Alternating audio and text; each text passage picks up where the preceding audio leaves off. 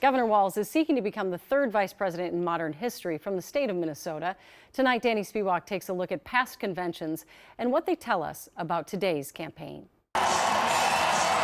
Governor Tim Walz has made Minnesota part of his identity on the campaign trail. Are there Minnesotans in the House today? But his emergence on the national scene is not unprecedented for this state. But my good friends, we're here as Americans. In 1948, Minneapolis Mayor Hubert Humphrey rose to prominence at the Democratic National Convention in Philadelphia with a groundbreaking speech calling for a civil rights platform that outraged the Southern segregationists in his party. And to walk forthrightly into the bright sunshine of human rights. After his election to the U.S. Senate, Humphrey's record on civil rights, including his work on the Civil Rights Act of 1964, in part led Lyndon Johnson to select him as running mate in the '64 campaign. The party of hope. Accepting the vice presidential nomination at the 1964 convention, Humphrey painted Republican presidential nominee Barry Goldwater as an extremist, attacking his aggressive Cold War foreign policy views and opposition to the Civil Rights Act. They long for a past that never was.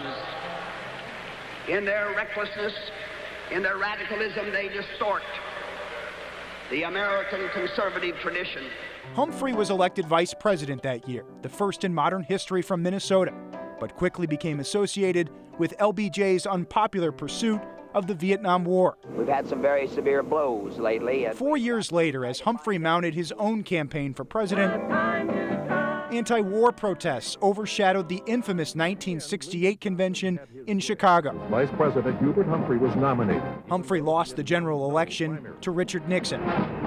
Just 8 years later, though, it was another senator from Minnesota, a Humphrey protege, who rose again to the top of a Democratic ticket. I'd like to introduce to you Senator Walter Mondale. In 1976, Georgia Governor Jimmy Carter selected Walter Mondale as his running mate. President Carter is going to be one of the great presidents in American history. Mondale gave the ticket a northern flavor, with strong endorsements from labor groups. Walter Mondale brought incredible connections and relationships and knowledge of how Congress worked. Senator Tina Smith considered Mondale a mentor, and like many, credits him for growing the role of the vice president. Every vice president since Mondale have followed in his mode and have used that position to be able to really advance the goals of the administration. Thank you. Like Humphrey, Mondale also sought the presidency in 1984. And we're going to make a change in November. But the Mondale ticket, with the nation's first female running mate in Geraldine Ferraro, lost in a landslide to President Ronald Reagan. Tonight, we rejoice in our democracy. Mondale and Humphrey are forever linked as the two vice presidents from Minnesota. This November, Which direction will this country go in? the nation will decide whether to choose a third.